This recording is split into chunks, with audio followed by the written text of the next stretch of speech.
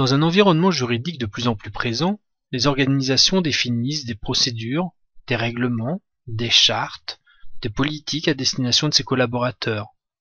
Mais la rédaction seule de ces documents ne suffit pas à garantir la conformité. Comment, en effet, s'assurer que les collaborateurs concernés aient été réellement informés? Comment s'assurer qu'ils en aient pris effectivement connaissance? S'assurer enfin qu'ils en aient, sans ambiguïté, compris l'objet et le sens. Durant cette courte vidéo, nous allons vous montrer ce que vivra l'utilisateur d'une organisation orchestrant la gestion de ses politiques avec NetConsent Policy Manager, la solution leader dans la gestion automatique des politiques destinées aux utilisateurs. Dans cet exemple, l'organisation a configuré comme point d'application le module LAN Manager, qui permet de diffuser des politiques lors de l'authentification d'utilisateurs au réseau de l'entreprise. Dès que l'utilisateur s'authentifie convenablement sur le réseau, le serveur NetConsent Policy Manager est automatiquement consulté et vérifie si de nouvelles actions sont attendues de la part de cet utilisateur. Si tel est le cas, et sans installation d'aucun agent sur le poste, le kiosque NetConsent s'affiche et présente à l'utilisateur les différentes politiques, procédures, modules d'e-learning, consignes ou tout autre document requérant son attention. Différentes options permettent de personnaliser l'affichage de ce kiosque, par exemple en définissant une période spécifique de la journée ou un laps de temps après l'authentification. Les documents importants et imposant une prise en compte immédiate apparaissent en rouge et doivent être traités avant tout accès au réseau. Le bouton d'accès à la session est d'ailleurs grisé, et si l'utilisateur ferme la fenêtre, alors il lui est clairement signifié qu'il doit au préalable traiter ce document pour pouvoir accéder au réseau. Il est possible d'afficher un bouton supplémentaire qui permettrait à certains utilisateurs de bénéficier d'un report provisoire. Pour les documents qu'il n'est pas obligatoire de traiter immédiatement, une date d'échéance est alors affichée, leur permettant ainsi de les traiter à leur rythme et à leur convenance. Arrivé à date d'échéance, le traitement devra être immédiat. Décidons d'accéder dès maintenant à cette nouvelle politique d'utilisation de l'IT, affichée en rouge. À droite, on peut voir que des documents associés à cette politique sont également disponibles. Ces documents peuvent être des procédures, des guides, des formulaires ou même des modules d'e-learning. Ici, nous avons pu facilement naviguer jusqu'à la procédure à suivre en cas de faille de sécurité.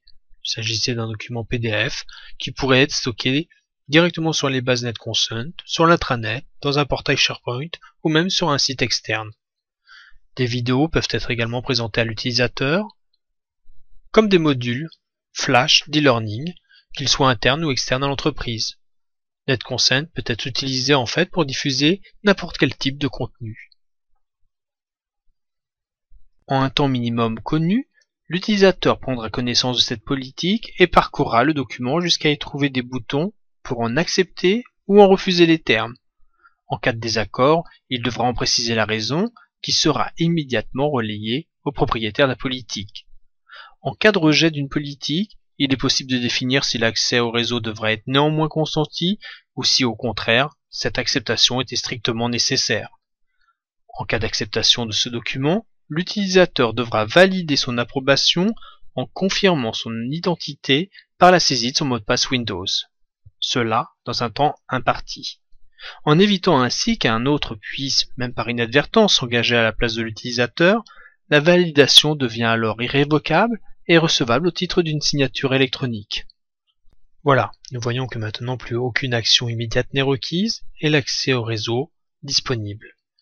Nous notons cependant qu'un nouveau document est apparu dans la liste. Il s'agit d'un test d'évaluation que nous devrons passer dans les 15 jours à venir. Même si l'utilisateur peut accéder dès maintenant à sa session, décidons d'effectuer immédiatement ce test. Nous devrons maintenant répondre à plusieurs questions choisies aléatoirement à partir d'une liste. Les réponses peuvent être de type vrai-faux ou à choix multiples. Une zone de texte libre peut également être proposée. À la fin de l'évaluation, la solution NetConsent affiche le score à l'utilisateur et lui annonce sa réussite ou non à l'examen. L'utilisateur accède maintenant à sa session où il retrouve son environnement de travail. Un widget peut être affiché sur son bureau afin de lui présenter graphiquement son taux de conformité avec les politiques de l'entreprise et lui offrir un lien vers le kiosque NetConsent. Il pourra ainsi à tout moment traiter les documents restants ou tout simplement retrouver les informations sur des politiques déjà validées. Pour toute information complémentaire sur la solution NetConsent Policy Manager, n'hésitez pas à nous poser vos questions à l'adresse netconsent@bluehive.fr.